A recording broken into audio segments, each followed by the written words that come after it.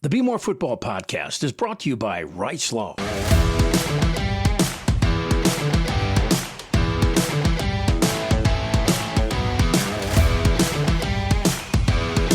Hello, welcome inside the latest edition. It is the Bmore Football Podcast. He is the longtime Baltimore Sun columnist, Mike Preston. I'm Jerry Coleman. We're here every week. You can follow us on YouTube, Spotify, Apple Podcasts, all at one simple address. That's Bmore Sports Pod. Bmore Sports Pod is where you can watch it or listen to it or always watch it at baltimoresun.com. In this episode, Mike and I examine another self-destruction by the Ravens, which included the customary fourth quarter meltdown. Former Raven Wally Williams joins us to throw some gas on the fire, and we'll get a very harsh report card from Professor Preston. But let's kick off, as we always do, with For the Birds. It's brought to you by Rice Law. Hey, Baltimore football fans, if you've been hurt in a car accident, don't go at it alone. The lawyers at Rice Law know how to fight for the compensation you deserve. Protect yourself, protect your family, and remember, best advice, call Rice. Learn more by going to ricelawmd.com. That's ricelawmd.com.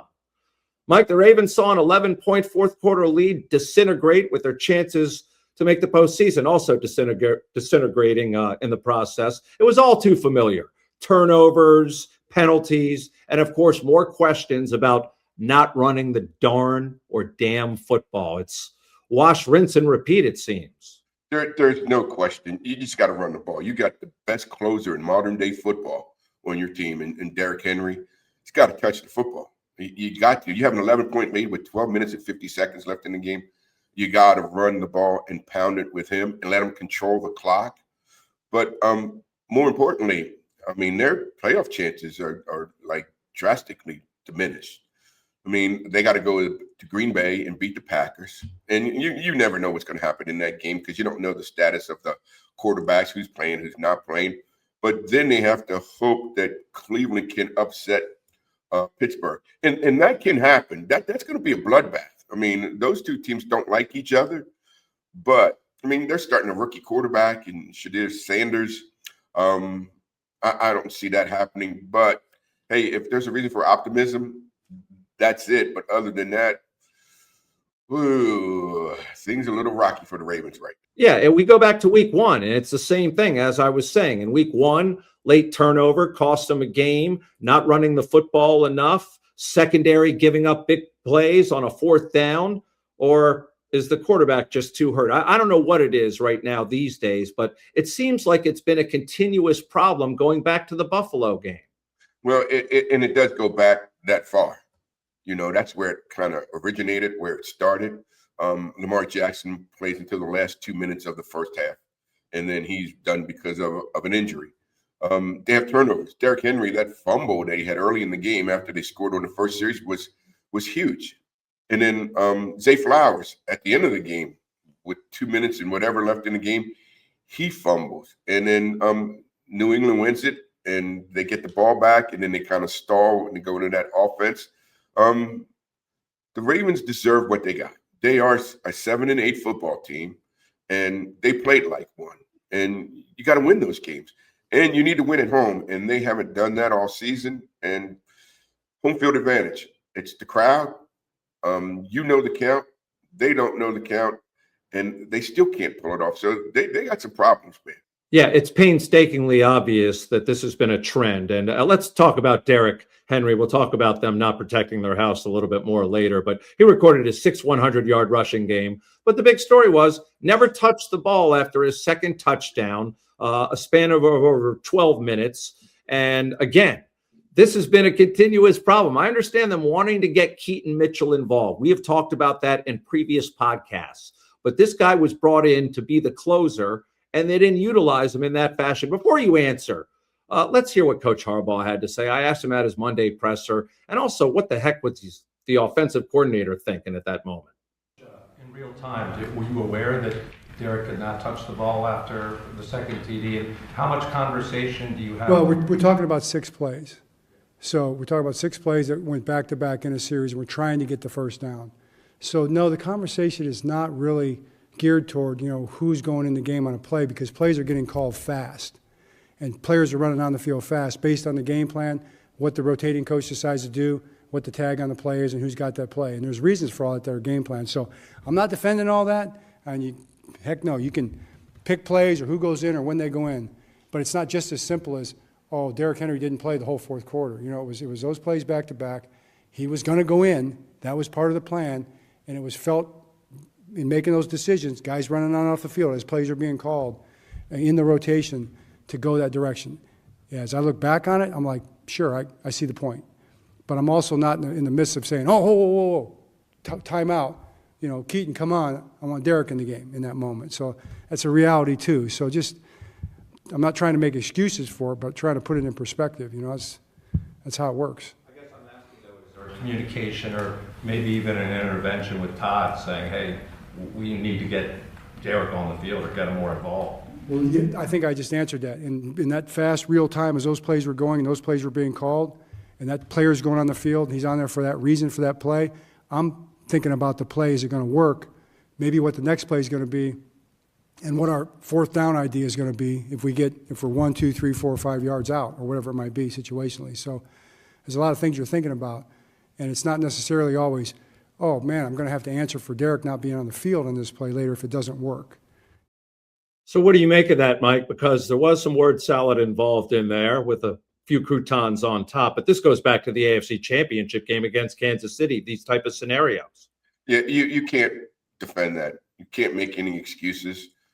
He's 6'5". He weighs 256 pounds. He's run the 40 in 4.4. All right. Get his big butt on the field. All right. There are no excuses. I don't even want to hear about rotation. I don't want to hear anything. That's why you brought him here. Do you remember when they played the Titans, in Lamar's first playoff game, and Derrick Henry breaks the long run at the end, and they win the game because he's the closer. That's the guy you bring in the game. All right. And to put the blame on anyone else, no, sir. Not acceptable, because you are the head coach of that team. All right. And if the offensive coordinator or the running back coach for somebody else, you say, no, this is my team. I run this team and I want him in the game. End of conversation. That's the way it works. I mean, you're the head coach, be the head coach. You're the final decision maker, no doubt about it. To Derrick Henry's credit, though, he has taken the high road. He hasn't pointed the finger and hasn't wondered like we have, why is Rasheen Ali on the field almost more than him on the final drive? Well, you know, the thing is, he has to maintain that profile, but he can't be happy. You can't just look at this and say, hey, man, I'm the guy. Get me on the field. No, sir. All right. Behind closed doors, he's ticked off. The offensive linemen are ticked off. Everybody's saying, why isn't the big guy on the field? Because he ran for 120-some yards on 18 carries. He averaged something like 7.1 yards a carry. Get him on the field, and that's how you beat this team, because they were missing their top tackler. Get him on the field. There are no excuses. I mean, all of this fast-paced game, you don't worry about decisions. Yeah, you do. That's why you're the head coach, because you're supposed to make these decisions. That's on you.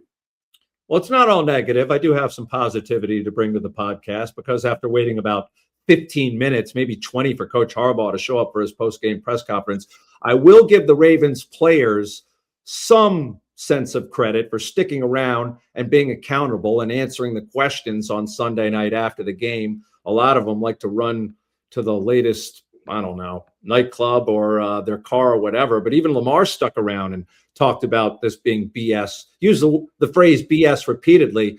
2 straight post-game interviews with Lamar inside the locker room and not at the podium. But this time he seemed in serious pain. Well, I believe he was in pain. I mean, if you go back and look at the injury, he did take a knee. There were reports of him, having problems getting in the shower, sitting down, standing up. And he's had a history of injuries for this season. And whether you believe him or not, I don't know, because we can all go back and look at the history of when he had contract negotiations before and supposedly in the middle of them again. All right. I know he's a competitor, I've heard from different people in that locker room after the game that he was in pain. So I will accept that, and I will stick by that and just think, hey, it happens. It's just like Derrick Henry's fumble. It happens. Zay Flowers, I'm not forgiving him for that one because he's fumbled a whole bunch of times. But Derrick Henry is a running back. Yeah. And you get smacked around like that a couple times, you do cough it up. It happens. Well, the one thing about Lamar, once again, he was not looking to run even before the injury. Didn't seem to want to take off whatsoever. Well, what happened was, and I'll give him credit for this, on the one play, he ran outside. And I'm like, okay, just to keep their defense honest, you went to the outside and at least held the ball. But on the injury play, he ran up the gut, almost like a screen. And when he goes down, you can see what happened. And for him to go off the field, I'll give him his props. I would say he was hurt. And then just talking to people afterwards, they all agreed that he was in great discomfort. All right, I want to address a disease that has afflicted the Ravens and can destroy a season. It's called fumbleitis, and you mentioned it in regards to Zay Flowers, who's a Pro Bowler, whatever that means. Not an All-Pro, a Pro Bowler. But fumbleitis is a disease that kills your chance to win games, win a division, go to the playoffs. And the Ravens have suffered from this more than any team in the NFL this year. They're tied with Seattle for the league lead. Zay Flowers has as many as any wide receiver out there. Derrick Henry now at 4. I know John Harbaugh preaches this, so I have to put this on the players and not the coaches. Mike, how about you? Zay Flowers is an elusive kind of guy. That's his thing. That's why they got him in the slot. And if you watch this game, he has to make big plays because their receivers don't get a lot of touches. And I think sometimes he just thinks, hey, man, I got to make this happen. But you got to protect the football, especially when you got that. He doesn't have that great move, that juke move where he kind of sidesteps and then lets guys go in front of him and then he darts back. That's an excellent move. But you know you're going to get hit from the back. All right. You can, that's like death in taxes. You know it's coming. Protect the football. And we've seen this before. We saw in the Kansas City game 2 years ago. Yep. We've seen it several times. Protect the football. And he doesn't get it done. Especially when you're that diminutive. I mean, when you're that small of a guy, they're going to try and come after you big time and poke it out of your hands. And it keeps happening. So if it happens again, I don't know. I mean, the coach is going to blow a fuse. I know that. Well, he can blow a fuse all he wants. But he's your biggest play weapon in their offense besides Derrick Henry. And you don't want to use Derrick Henry in the last 12 minutes and 50 seconds of a game. Well, how about using this guy? Yeah. Regarding Harbaugh, when you are a Super Bowl favorite and you fall drastically short of reaching that goal, much less making the playoffs or winning your division, there are consequences. Changes have to be coming. And one of the big questions is about, before you answer it, John Harbaugh's job security. And that was I thought we would wait until the end of the season to start asking these questions, but they came after the loss the other night in prime time. One thing I always have believed is that, first of all, coaching at any level is a day-to-day job, and your job is to do the best job you can today, and to do everything you can to help your players and your coaches, if you're a head coach, be the best they can be every single day. And it's never been about keeping a job. And there's no such thing as like your job or my job. We have responsibilities. We're given opportunities to steward those responsibilities, and you're given a job to do that until you're not, and then you try to do the best. I try to do the job, not try to keep the job, because there's no such thing as having a job, just doing a job.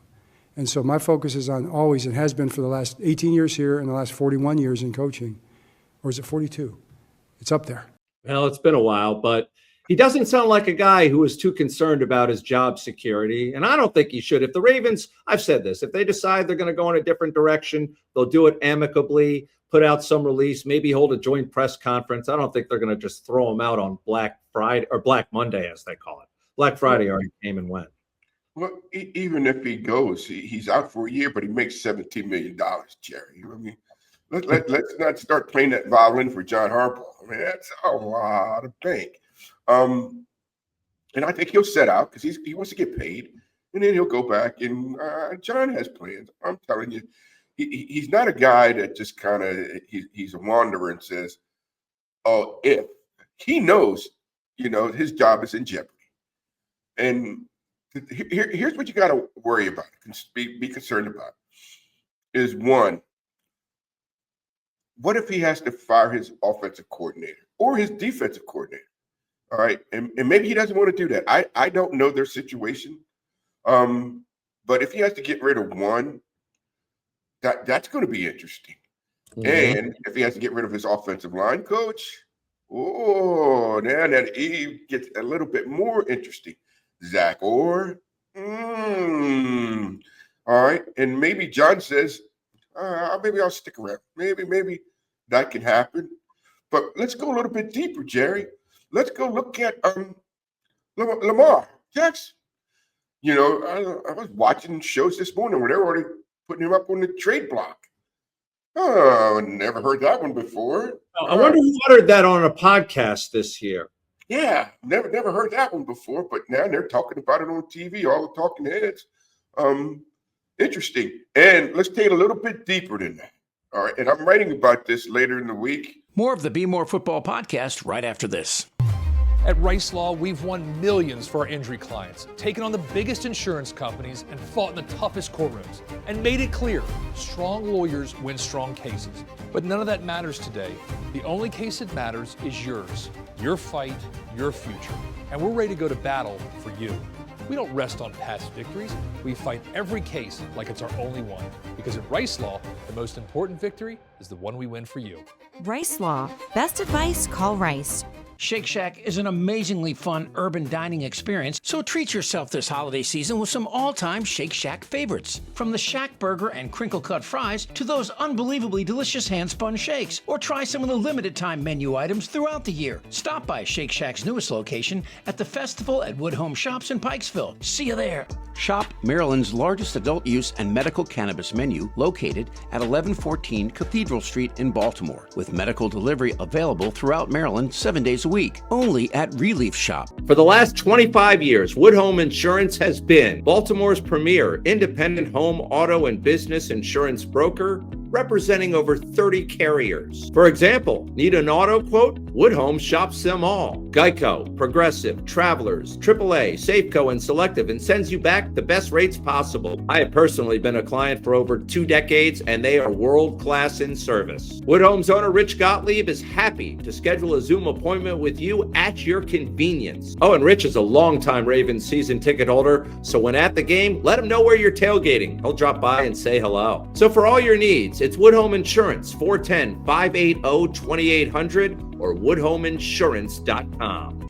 Meet the newest member of the Jack Daniels family, Jack Daniels Tennessee Blackberry. Jack Daniels takes pride in Old Number 7 being the backbone of all our flavors, and Jack Daniels Blackberry is no exception. A combination of our proprietary black liqueur and Jack Daniels' unique and unmistakable character, Jack Blackberry is a highly versatile juxtaposition of flavor. Delightfully sweet, bold, vibrant, and refreshing, Jack Blackberry is easily enjoyed with your favorite mixer, in a cocktail, or while enjoying your next football game. Jack Daniels Tennessee Blackberry is here, and as always, Jack Daniels reminds you to drink responsibly. For years, we were told to say no, but Verano is rewriting that story with award-winning flower, vapes, edibles, concentrates, and topicals for every kind of vibe. Shop smart with Savvy. Treat yourself with Encore chocolates. Relax with an Avexia bath soak, or keep it light with Bits gummies. Want something premium? Grab Essence pre-rolls or a Reserve 8th. Verano makes premium cannabis for all. Find out for yourself. Head to one of our original sponsors, Relief Shop in Baltimore on Cathedral Avenue, and mention Bmore Verano for an exclusive deal. That's Bmore Verano. This ad and products are intended for legal consumers 21 and over. Effective Solutions, your one-stop shop for commercial contracting. Everything from excavation and site development to emergency remediation and restoration. Effective Solutions specializes in many forms of commercial and mixed-use construction. With a dedicated staff and a commitment to quality, Effective Solutions delivers every time. All right. Now, what if you're the owner? And what if you want to sell your franchise? Because we've all heard that speculation for 3 or 4 years now. Well, if you want to sell your team, all right, don't you want to have that franchise quarterback in place? Well, are you going to pay him $65 million? And there's a guy who's missed a lot of games this season. Oh, this is all gets interesting. It gets very, very spicy, and we'll see what happens. See how it plays out. Or hey, maybe they win in Green Bay.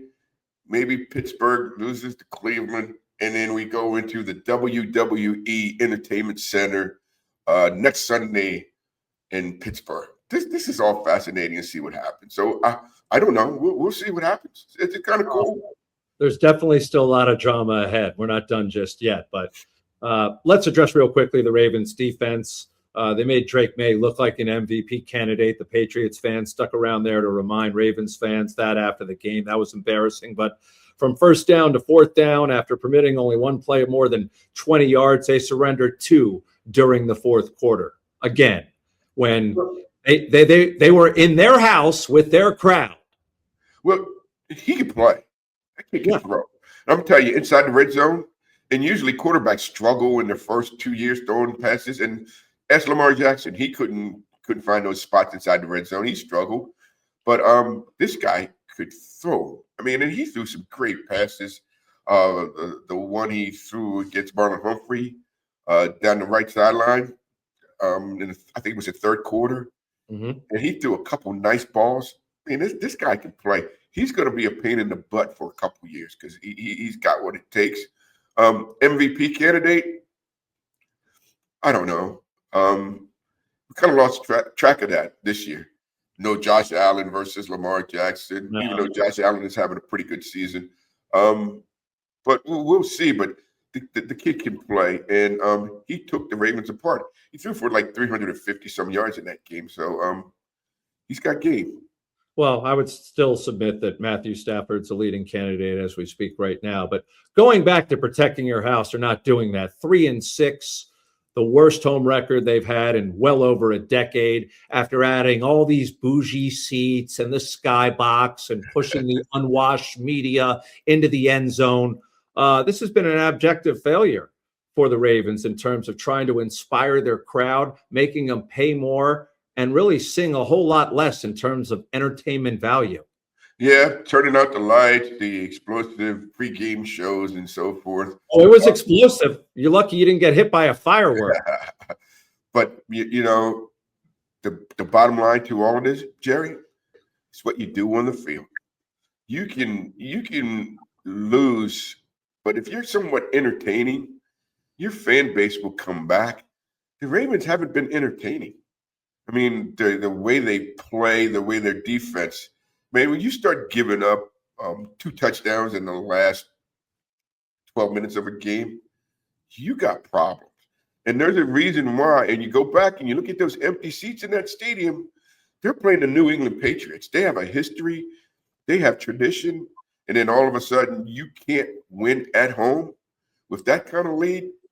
It's not good for your fan base.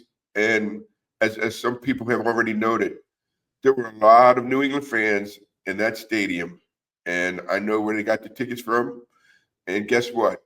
If I paid for a ticket and I came out and watched them play, and the Pittsburgh Steelers fans were offering $400, $500 a ticket, I'd sell mine too. Yes, indeed, because it's great for Christmas. That's true. Well, there'll be no more home game tickets to sell the rest of the year because I don't foresee a playoff game coming. But what I do foresee is, as I look into my crystal ball, next up, a trip to Green Bay, and you wisely decided to stay home and watch that game and cover it from the confines of your estate. Late night affair with not really a whole lot of playoff implications. I mean, the Packers, I don't know if they're going to have Jordan Love or not. He's coming off a concussion. Lamar didn't finish the game as well, but they're pumping this game up. But I mean, listen, I've said this before, and I know what you had to say about Cleveland and Pittsburgh, but whenever you have to rely on the Cleveland Browns to save your season, you're in trouble. Yeah, but take care of your business. You go to Green Bay and you win.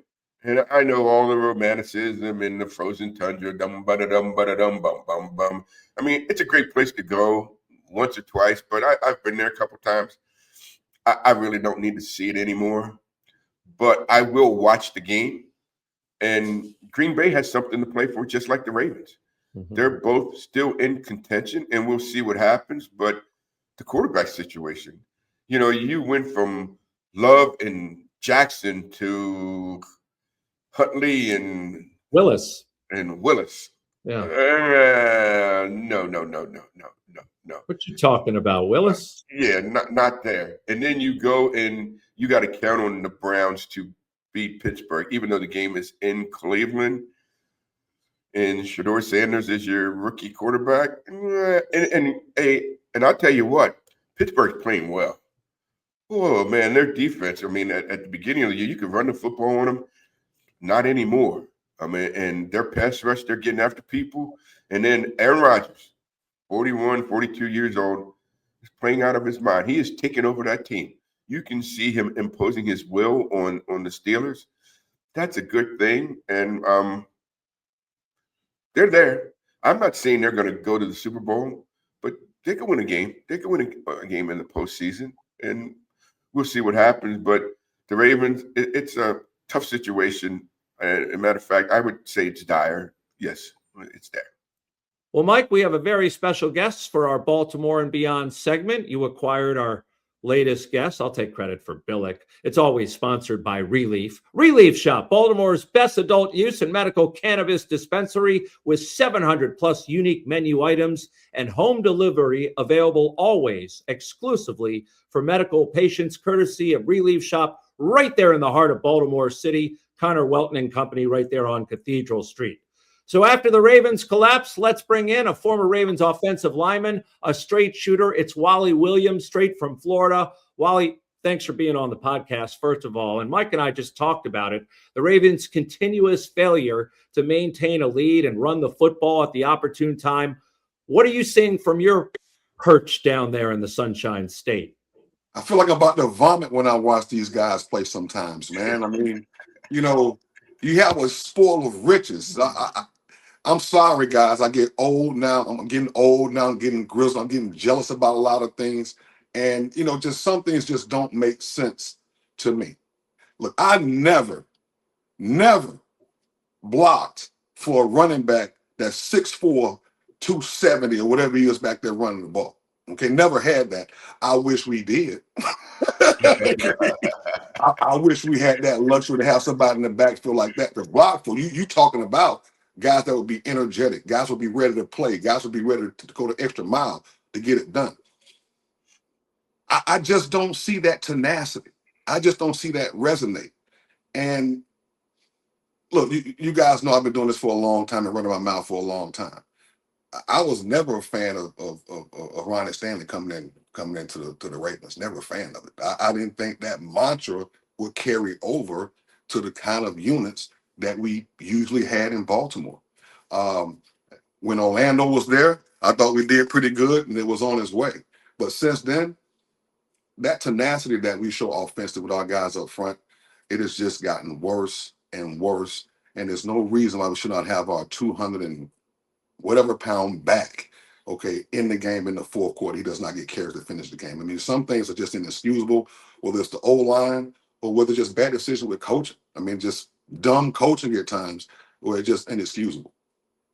So were you surprised at all that he didn't get in the game? They were up by 11 points with 12:50 remaining, and they came up with the rotation excuse. Are you even buying that, Wally? No. Listen, guys, listen. You're getting paid millions of dollars, okay? You're supposed to be at the highest level of this game and making decisions. On top of that, have won Super Bowls. That's a grade school kind of mistake. I tell you what else was a grade school mistake. I don't know why the Patriots ran a fake punt of 4th and 10 on their side of the field. Okay. It's just all kinds of things that I've seen. And I coach high school football down here. I see some of the same stuff on our high school game in the pros. I see some of the same stuff. And to me, when you're making millions of dollars, you have the time to kind of put all your energy toward the game. There are just some things that I see during this game that are just inexcusable mistakes made by professionals. So, Wally, explain to me why this group can't pass block. Tell me what's going on, because they go out and get these big road graders, big guys. Falele, 6'7", Voorhees, 6'6", 6'7". They're weighing 325, 330 pounds, but you ask them to back up, can't get it done. You explain to me what's going on. What do you see? Bad coaching. Bad coaching. Not teaching fundamentals. Not working on those things. Hey, I was a guy that wasn't supposed to pass block, but we had great coaches between Pat Hill and Kirk Ferentz, and you see where those careers went and how those guys have been successful outside of the pro game. We don't have that in Baltimore. You know, I mean, we have a bunch of guys, okay? And until you develop those players and teach them how to do it, obviously they don't know how. How about coaching them up? How about coaching them up and teach them the fundamentals of the game? Get back to that. Be a physical team and stop trying to fake guys out with this spread offense and all these, letting guys go and all these things like that. The game has just taken a tremendous downslide from our guys up front. And I'll say this too, to give some credit on the other side of the ball. Defensive linemen have gotten more athletic. And we have not at our position. And it shows. It shows. So you have to train these kids, these young men, these professionals now, and work them and get them operative in the passing game. Okay. And that comes from practice. It comes from reps. It comes from understanding how to get the job done. We've established, Wally, that you're a very vocal former offensive lineman. So if you were in a case like the Ravens were Sunday night, where they go away from Derrick Henry and don't have your star running back out there, is that something maybe you say to the head coach or to the offensive coordinator, whisper in their ear, sort of? Whisper? That's not how we play, Jared. That's not how we play the game. And look, it's a conversation that we have when we training our young men. I train high school kids who are going to college at the O-line position. And we talk about the difference in how the line works, how our room works. I was very fortunate when I came into the room as a rookie. We had veterans in the room like Tony Jones, Dan Fike. I mean, Jay Hilgenberg was there. And a lot of our concepts that we did, and Mike, you can attest to this too, a lot of things that we did as players and as a group, we handled on the field, okay? Right. We did not discuss these things with the coach. We would say, okay, coach, we got this, and we are doing it this way. Now, if you act crazy, your quarterback not going to make it, okay? And I played with guys like Zeus, okay, Orlando Brown and Jeff Blackshear and all these guys. It was nothing for us to turn around and tell our coach, Ted, or Belichick, okay, run the damn ball, okay? Now, we're not going to pass block if you don't run the ball, okay? And that's it. So we had more say collectively as a group to take control. I don't know if the Ravens have that. I don't even know if that's operative with a lot of these teams now, unless you have a veteran quarterback, because I don't know what these guys are doing now, but we actually get to the line of scrimmage at times and stop and look at the sideline and get calls. These kids play games like that. They're not taught football, okay? And when you get out here and see these pros, trust me, I deal with them on the high school level, and I know they don't know jack about the actual game and being operative on the field to have a mind that can figure things out on your own, okay? It's a different mentality that goes out there. So if you don't take control, it's not going to work. That's why, look at another situation here. And I didn't think about this until really this season. I really didn't think about this until showing this season. Look at the difference in the Philadelphia Eagles without Jason Kelce. Look at that run game. Look at the tenacity. Look at the team. Okay, when your O-line, when your team is in control, Mike knows this. He's seen it with the Ravens. When the O-line runs it, pretty much it's going to be straight. Yeah, there was a defensive thing, but trust me, that defense got their ass whooped for about 4 or 5 years before they got it. All right, and then that Ray Lewis mantra started. So when your guys rally and they fight in those trenches like that, that's when your team is successful. And I don't think on both sides of the ball, defensively or offensively, or interior guys, I think all of them are soft. So what do you think of the tackle play? You get Ronnie Stanley on one side, Roger Rosengarten on the other side. What do you think of the tackle play so far? I mean, let's talk about Ronnie Stanley. Let's talk about his position because he is the unadulterated leader. He's been given the torch there, pass it on. I think Ronnie at times is very inconsistent. He has been hurt often, all those things. You can't control injuries, but that's the leader of our group. Unless somebody takes on the mantle of being somebody we can rely on every game, can be physical every game, can go out there and give their best shot every game. Our level of play now really has gone down to a mediocre standpoint. And when you have a young guy coming in on the other, who is he looking at?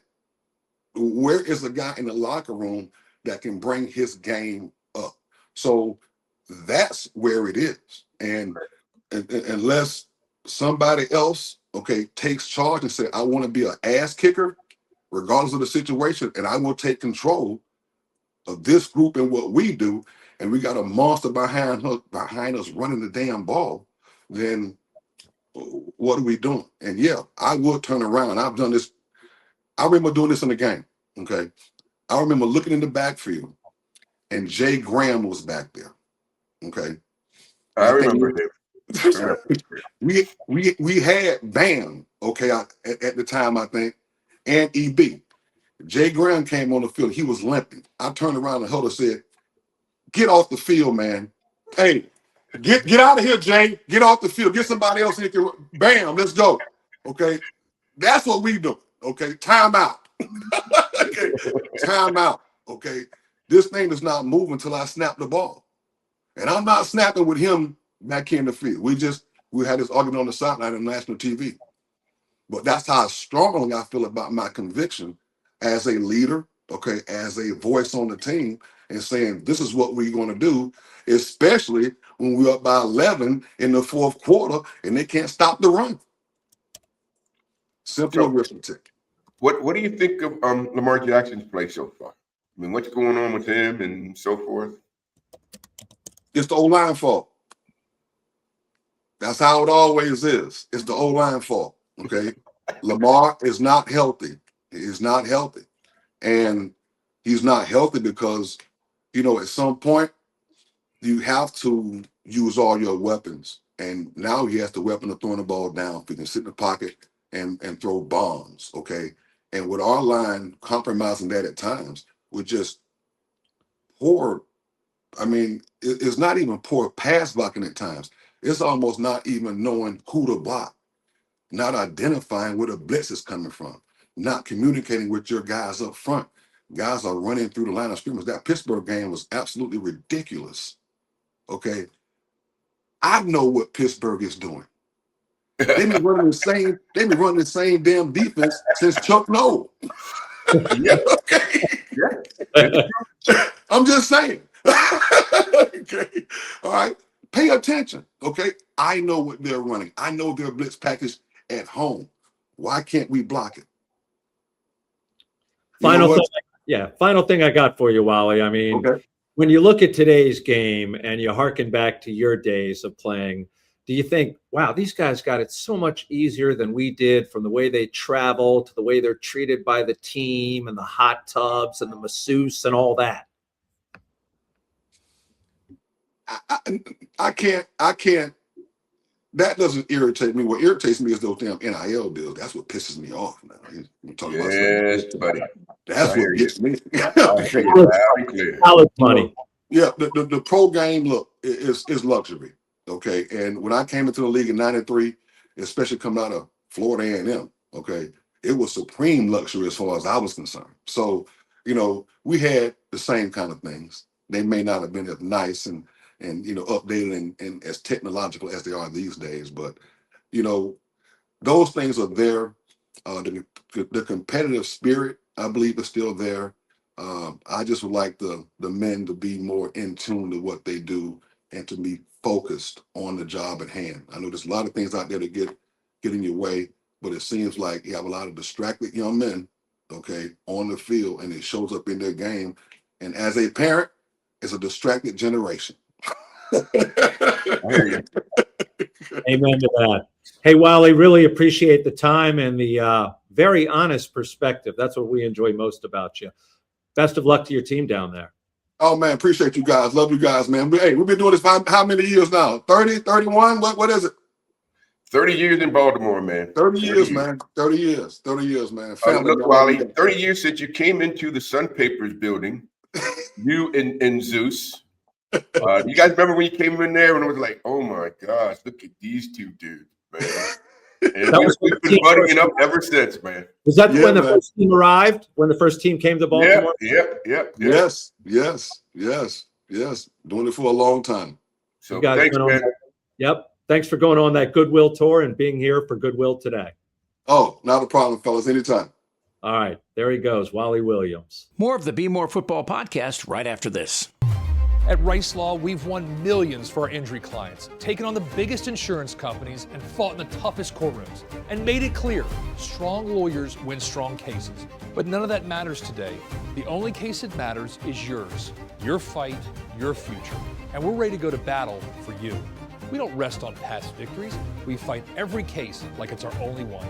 Because at Rice Law, the most important victory is the one we win for you. Rice Law. Best advice, call Rice. Shake Shack is an amazingly fun urban dining experience, so treat yourself this holiday season with some all-time Shake Shack favorites. From the Shack Burger and crinkle-cut fries to those unbelievably delicious hand-spun shakes, or try some of the limited-time menu items throughout the year. Stop by Shake Shack's newest location at the Festival at Wood Home Shops in Pikesville. See you there. Shop Maryland's largest adult-use and medical cannabis menu, located at 1114 Cathedral Street in Baltimore, with medical delivery available throughout Maryland 7 days a week, only at Relief Shop. For the last 25 years, Wood Home Insurance has been Baltimore's premier independent home, auto, and business insurance broker, representing over 30 carriers. For example, need an auto quote? Wood Home shops them all. Geico, Progressive, Travelers, AAA, Safeco, and Selective, and sends you back the best rates possible. I have personally been a client for over 2 decades, and they are world-class in service. Wood Home's owner, Rich Gottlieb, is happy to schedule a Zoom appointment with you at your convenience. Oh, and Rich is a longtime Ravens season ticket holder, so when at the game, let him know where you're tailgating. He'll drop by and say hello. So for all your needs, it's Wood Home Insurance, 410-580-2800 or woodhomeinsurance.com.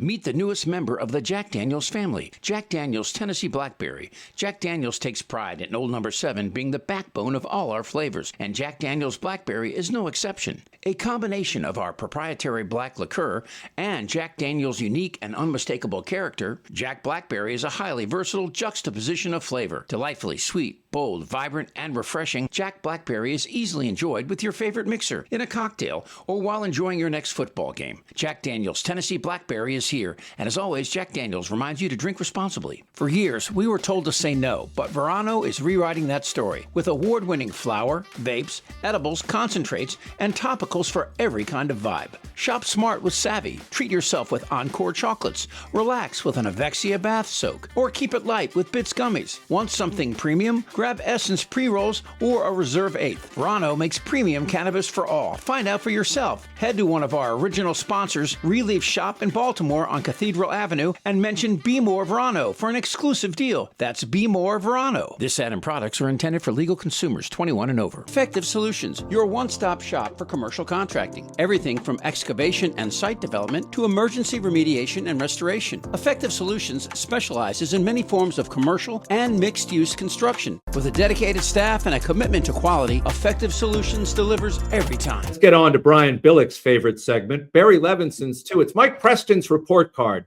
We'll start with the quarterbacks, and that's plural. Quarterbacks, I gave him a C. I thought Lamar Jackson played well. I mean, to start where he started, 7 of 10, 101 yards. He finished with a quarterback rating of 102.5. Tyler Huntley, 9 completions for 65 yards. So-so. I mean, he played like a backup. That's what happens in this league. So I gave them a C. Rushing, Derrick Henry, 18 carries for 128 yards, average 7.1. Give the man the ball. All right. I don't want to hear any more excuses. You know, they put in Keaton Mitchell, 9 carries, 13 yards. He did what he's supposed to do, stretch a defense. But That's it. All right. But the Ravens rushed for 171 yards on 33 carries. They averaged 5.2 yards. You got to play the guy. Offensive line, I actually gave them a B because I thought they ran the ball extremely well. Yeah. They finished with them 171 yards rushing, 33 carries. They actually stayed on their blocks. Good initial takeoff, good initial pops. But I gave them a B. And wide receivers, Isaiah Likely. And I gave the wide receivers a C minus. I mean a C. But Isaiah Likely on that run by Flowers around the corner, 18 yards. Boy, he actually threw a block. I was impressed. And DeAndre Hopkins actually showed up a couple times on first downs. Doesn't get separation anymore, but can still make the play. And Zay Flowers, nice game. 7 receptions for 84 yards. Hold on to the ball. Yeah. All right. We're tired of that. Let me just interject. Can I interject this about Sure. Isaiah Likely? Great block, but he has not been targeted since that miscue in Pittsburgh. Do you think that's out of design or just circumstance? I think it's a circumstance. I think it's the way their offense running. How many times do you see receivers involved in this offense, period? Bateman. What did Bateman have? 0 catches, 0 yards. He had 2 targets. They just don't throw the receivers the ball a lot. And I'm with that. As long as you can run the football, you're fine. But they can't pass block. So basically, you play to your strength. Your strength is running the football. Secondary, or should I just go to the defensive line? Yeah. C minus. Get a pass rush. All right. I'm tired. I mean, they did their job. They held them to 79 yards rushing. All right. That's a good day. All right. 4 sacks, 10 hurries. But and they played against their offensive line, which is very poor. But where's that pressure in the game where you got to rely on your front 3 or 4? They don't get any. Got none. And that's not very good. So I gave them a C minus. Linebackers, I gave them a C minus. Trent Simpson, though, they finally turned him into a go fetch guy. Stop trying to ask him to cover. That's not what he does. That's what he didn't do at Clemson. He just go fetch. That's what you do. 7 tackles. Roquan Smith had 10 tackles, but on the outside, they're outside linebackers. Tavius Robinson, not much after the week before. They get something from Mike Green, but not much. Kyle Van Noy, 0, 0, 0, 0, zeros. All right. So I ended up giving his podcast too. I also give his podcast a 0 too if he happens to be listening. All right. Secondary, I give him a D. All right. Hey, look, Marlon Humphrey. It might be time to make the switch and put you at safety because you can't cover on the outside anymore. I mean, these teams come in and you see the good teams, they load up. Hey, we're going to challenge him down the field because he cannot defend on the outside. And I don't understand why there isn't any safety help over there. I mean, you throw for 350 yards. That's a lot of yards there. And May can throw the football. Very elusive. So they didn't make plays. I mean, and also Marlon Humphrey less podcasting and more making plays too. Yeah. So I gave them a D. Special teams, I gave a C. Not much there. Luke came in and attempted that 56-yarder. Was short. I think he converted on 56, 58 yards. Hey, but what I heard was the special teams coach went over to John Harbaugh and said, I don't think we're going to attempt this. We should attempt this. And he did. And it didn't work out. So we'll see what happens there. But you got to make that kick, Mike. You got to make that kick. Well, 50-some yards, that's a long field goal. I mean, their defense wasn't playing that poorly at the time. I would have pinned them back and just said, go for it. Coaching, Yes. I gave them a C, but I probably would have given them a D in hindsight. I mean, and we're on deadline. We got to get stuff in. To actually not give the ball to Derrick Henry in the last 12 minutes and 50 seconds with an 11-point lead, that's offensive. You know, I got problems with that. Defensively, they didn't do anything to slow them down, and they had to step up. I mean, because their offense was struggling a little bit, and it should struggle. You got a backup quarterback in the game who couldn't hit the ground if he dropped the ball, and then all of a sudden, your defense has to take over. They didn't get it done. I gave them a C, C-, but I probably should have given them a D.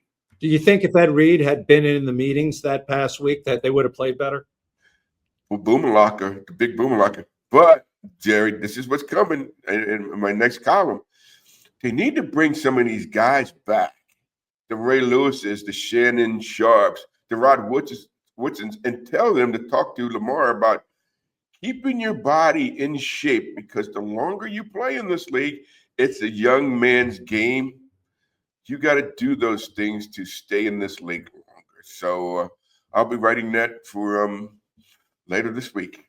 Solid advice and a sneak preview from Professor Preston. All right, well done. Wanted again to thank all our loyal and dedicated sponsors, including our newest one, Shake Shack, with their brand new location right there on Reisterstown Road in Pikesville. Get out there and get some burger and fries. We'll be back after the holidays. Have yourself a Merry Christmas. We're back next Tuesday following the Green Bay affair. Until then, be real, be kind, and make sure to be back. It's another edition, the Bmore Football Podcast. The Bmore Football Podcast is brought to you by Rice Law.